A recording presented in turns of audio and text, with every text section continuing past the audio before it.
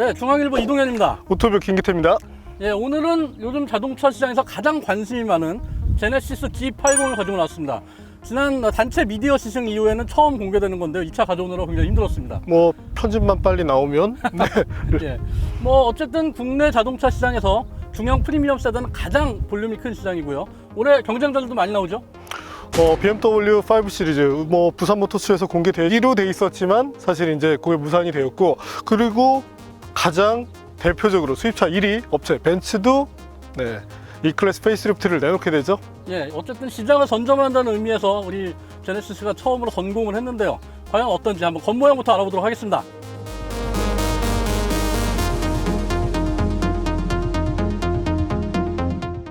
예, 일단 전면 프론트부터 한번 볼까요? 이미 GV80에서 우리가 한번 봤던 그래픽이죠. 예, 제네시스 엠블럼을 중심으로 가운데 방패 로고와 양쪽의 날개를 이 크레스트 그릴과 두 선으로 표현했다고 얘기를 하는데요. 약간 좀 짜맞춘 느낌도 있지 않나요? 근데 일단 중요한 거, 예. 첫인상 예. 예쁩니까? 아까도 좀 얘기를 했는데 최근 제네시스의 이 패밀리 룩으로 완성도는 굉장히 높다는 생각이 들어요. 그런데 과연 이 경쟁 모델들과 비교할 때는 너무 진중한 거 아닌가? 약간 더블 브레스티드 수트를 입은 중년 같은 느낌이 약간 있죠? 무거운 느낌이 있는 건 사실이고, 지난번에 저 벤테이가 때도 사실 이 그릴이 마음에 안 든다 그랬는데 존재감은 확실해요. 그렇죠. 멀리서 봐도 아, 저 제네시스다 알겠는데 뭔가의 세련미는 솔직히 좀 부족해 보이지 않나 싶은데요.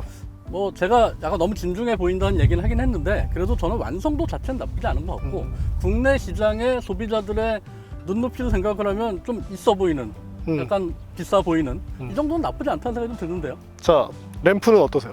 램프는 뭐 김PD가 싫어하는 거 내가 아는데 얇아서. 최근에 LED 방식으로 가면서 아마 다른 프리미엄 브랜드들도 점점 그릴은 커지고 램프는 작아지는 이런 추세로 갈 거예요. 근데 저는 두 개로 분할하는 것보다는 차라리 통으로 가면서 조금 그냥 압축을 했으면 얇더라도 괜찮을 것 같은데, 개개 이 각각의 이 램프가 조금 너무 얇게 가다 보니까 얍삽해 보이는. 호불호가 있을 수는 있는데 어쨌든 아까도 김PD 얘기한 것처럼 멀리서 봐도 이건 제네시스다. 그동안 현대 제네시스가 그런 자신들만의 개성이나 차별화 포인트 없었잖아요. 없었죠. 그런 걸 갖췄다는 거는 저는 그래도 긍정적으로 평가할 부분은 있는 것 같아요. 옆면으로 좀 가보실까요? 네. 점점 용어가 복잡해져서 무슨 파라볼릭 라인이라고 하는데 어쨌든 캐릭터 라인이 가로지르고 있고요. 전체적인 프로포션 뭐 나쁘지 않아 보이는데요. 균형감도 괜찮고, 의외로 그 디자인에서 칭찬받고 있는 아우디 A7의 느낌도 살짝 나고. 그렇죠. 약간 패스트백 스타일로 맞죠? 뒤쪽이 네. 굉장히 완만하게 떨어진 라인이죠. 다만 휠 디자인이 뭔가 신경을 쓴 흔적은 분명히 보여주고 있어요. 센터 쪽을 보면. 그런데 이 5 스포크 자체가 너무 면을 강조하다 보니까 이 차의 전반적인 분위기랑은 조금 맞지 않는, 예.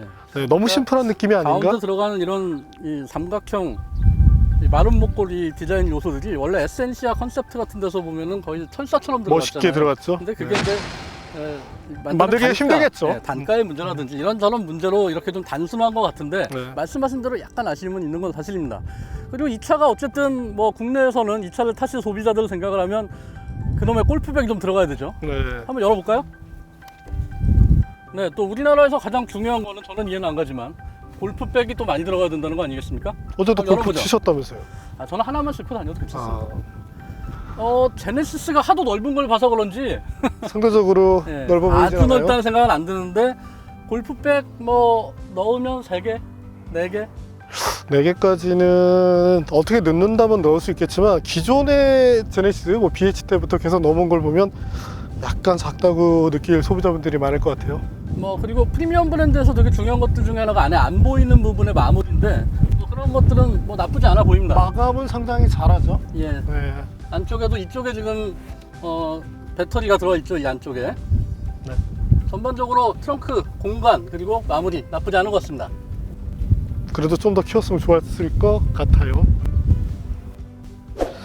키가 2m나 되다 보니까 네, 차가 좀 좁게 느껴질 줄 알았는데 다행히 뭐 레그룸도 충분하고, 그리고 지금 보시는 것처럼 리클라이닝 기능도 있죠.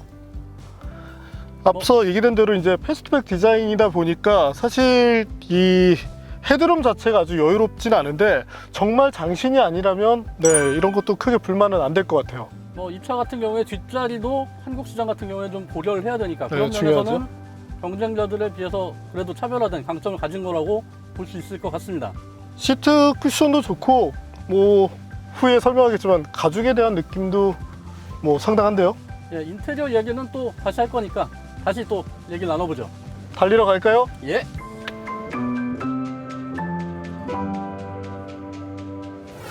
자동차의 디자인은 밖에서 바라보기 때문에 내가 차에서 내렸을 때 본단 말이죠. 반면 우리는 대부분은 실내에서 보냅니다. 인테리어 중요성 당연히 강조가 되는데요.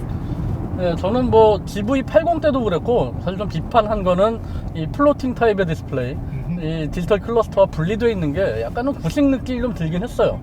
근데 뭐 또 많이 보다 보니까 적응은 되네요. 타다 보면 어떤 것도 뭐 예전에 네. BMW 5 시리즈도 디자인 별로라고 했지만 결국엔 적응이 되죠. 예, 모든 인터페이스는 뭐 적응하면 되는 거고 어쨌든 여백의 미라고 얘기하는 이 GV80 그리고 G80의 인테리어는 어쨌든 각 버튼류들이 적재적소에 굉장히 간결하게 잘 들어있는 것 같긴 합니다. 근데 아쉬움이 있다면서요. 제가 일단 아쉬운 거는 GV80보다 좀 나아졌는데 디스플레이가 터치식인데 좀 제가 팔이 짧아서 그런 거예요. 약간 멀다는 생각이 좀 들고요. 조금 멀긴 합니다. 네, 2m의 장신이 해도 멀면 좀 먼 거죠. 팔이 1m예요. 하지만 뭐 위치를 어떻게 조정할 수 없는 거여서 뭐 크게 흠잡을 건 아닌 것 같고 다만 전 개인적으로 새로 만들어진 이 필기 인식을 지원하는 컨트롤러 이게 조작감도 나쁘지 않고 소재 자체도 소재 자체도 뭐 고급스러운데 보기에 저는 좀 그렇게 고급스럽진 않다 이런 생각이 좀 들거든요. 요거 하나만 놓고 보면 봐줄만 한데 전체적인 분위기랑 좀 어울리지 않아요. 그렇죠. 뭐 스티어링 휠 새로 나왔는데 어떠십니까? 사실 약간 인터페이스가 바뀌어가지고 저는 약간 당황했거든요 처음에. 뭐 기존 거와 비교를 했을 때 익숙하지 않은 건 맞는데 그래도 차에 적응하는데 오랜 시간이 필요하지 않고 그렇죠. 나름대로 직관성을 가져갔기 때문에 뭐 이 자체는 괜찮고 디자인 그리고 컬러를 상당히 잘 쓴 것 같아요. 그렇죠. 뭐 운전해 보셨을 때 어떠셨어요? 저는 가죽 질감도 좋았거든요. 저는 전반적으로 괜찮았는데 일단 림 크기를 약간 작게 만들었으면 좋지 않았을까 하는 생각이 하나. 두 번째는 요즘 현대 제네시스가 밀고 있는 스티어링 휠 디자인이 별로 예쁘진 않다 개인적으로. 물론 호불호가 갈리겠습니다만 5 시리즈 M 스포츠 트림을 BMW를 더 좋아해서 그런 건 아닌데 어. 잘 만들었는데 약간만 작게 그리고 약간 두툼하게 그리고 이 디자인은 독특하긴 합니다. 그리고 이 페달도 다른 이제 현대차 아무래도 이제 대중 브랜드다 보니까 페달을 다룰 때 페달이 좀 장난감 딸깍딸깍 하는데 현재는 지금 메탈 소재 쓰고 있어서 네. 전반적으로 가죽의 질감, 나파 가죽 쓰는데 가죽의 질감 그리고 마무리 이런 것들이 제네시스가 그래도 G80이 이제 3세대를 맞으면서 그런 노하우들이 좀 쌓여서 이제는 좀 프리미엄 브랜드라고 얘기를 할 만하다 이런 느낌은 좀 들어요. 그죠? 다른 것보다 저는 이제 도어 트림 뭐 사실 이제 일반 소비자분들은 잘 안 보실 수도 있는데 도어 포켓 안에 플라스틱 마감이라든지 이런 것들도 좀 챙겨 보거든요. 그렇죠. 이런 것들조차도 신경을 써서 개인적으로는 아직 프리미엄 브랜드로서의 어떤 뭐 헤리티지라든지 그런 부분에서 아쉬움이 있지만 차량의 만듦새 자체는 상당히 좋게 평가를 하고 싶습니다. 뭐 나쁘지 않아요. 근데 저는 개인적으로 이 디지털 클러스터가 워낙 현대가 잘 만들기 때문에 시인성, 조작감은 굉장히 좋은데 저는 이 그래픽은 약간 촌스럽다는 생각 좀 들거든요. 저는 그래픽 자체에 대해서 불만은 없고 다만 이제 처음 봤을 때 입체감을 살린 건 좋았는데 이게 보는 각도에 따라서 살짝 떤다든지 아니면 이제 포커스가 마치 카메라 포커스가 나간 것처럼 그렇게 보일 때가 있는데 뭐 그래도 온오프 기능을 달아서 이런 부분은 좀 해소를 해서 알겠습니다. 그리고 반절 주행을 하게 되면 양쪽에 레이더로 지나가는 차량들의 모습을 입체적으로 보여주죠. 네, 테슬라가 보여줬었는데 테슬라는 좀 조잡하게 왔다리 갔다리 하는 모습이었는데 필터링을 통해서 안정화되게 보여주는 게 좋네요.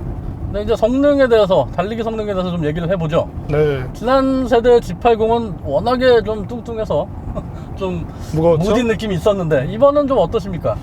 경량화를 진행했다고 하는데 사실 이제 자 무게 자체만 보면은 지금 화면에 나가고 있을 것 같은데 DH 버전의 정말 엔트리 버전 자 무게 차이가 거의 나지 않습니다. 근데 현재는 뒷좌석에 뭐 리클라이닝 기능까지 갖출 정도로 많은 장비를 갖고 있는데 무게 모델이고요. 네 무게 차이가 나지 않는 걸 보면 분명히 경량화는 이루어졌는데, 그럼에도 불구하고 일부 경쟁차와 비교를 하면 약간 무거운 느낌이 있긴 해요. 지금 세시나 프레임에서는 경량화가 이루어졌는데 일부 프리미엄 차종에서 하고 있는 예를 들면 후드라든지 네, 이런 쪽에 바디 쪽에서, 알루미늄 네. 적극적으로 적용하지 않는 건 뭐 여러 가지 우리들이 뭐 추측도 하고 하지만 어쨌든 또 국내에서는 정비 문제 때문에 또 어려움이 있을 수도 있단 말이죠. 그렇죠. 그런 단가 자체도 부분에서는 비싸요. 네. 다이어트를 좀 더 하면 좋겠다라는 좀 아쉬움은 있습니다. 한 100km 정도만 빼도 상당히 좀 운동 성능 면에서 좀 나을 것 같긴 한데, 근데 다행일 수도 있고 아쉬움일 수도 있는 게, 저희가 이제 다양한 환경에서 테스트를 해보니 이 차의 컨셉이 명확했거든요. 우선 그렇죠. 가속 성능부터 한번 보자면, 가속 페달 밟았을 때 6000rpm대를 넘어가는 순간까지 상당히 잘 가긴 합니다. 한때 유리 미션이라고 욕을 먹었던 파워텍 8단 자동 변속기인데요. 변속기는 저희도 이제 어떻게 평을 했었냐면, 이거 ZF-G라고 얘기를 해도 믿어질 정도, 그리고 다운 때 지금도 자 시프트 다운 때 바로바로 기어가 물려주거든요. 예. 그냥 잘 만들었어요. 그런 결속력과 동력을 잘 전달하는 부분에 있어서는 굉장히 좋아졌는데 김 PD가 너무 현대 칭찬하는 거 아니에요? 이거? 옛날에 안 그랬잖아요. 운동 성능을 놓고 보면 사실은 별로입니다.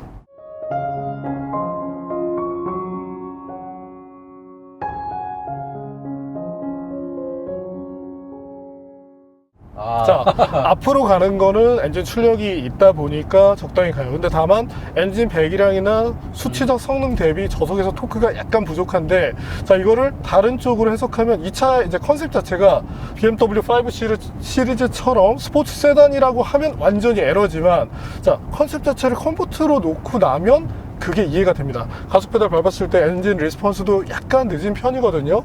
하지만 컴포트이기 때문에 너무 예민하게 되면 승차감을 해칠 수 있고, 네, 저는 그런 측면에서 좋고. 운전하면서 알겠지만 스티어링 휠 기업이 굉장히 짧아서 굉장히 잘 움직이죠. 그러니까 제가 최근에 아반떼를 시승을 하면서 너무 무디다는 얘기를 했는데 이 차 같은 경우에는 기본적으로 내가 원하는 만큼 잘 움직이긴 해요.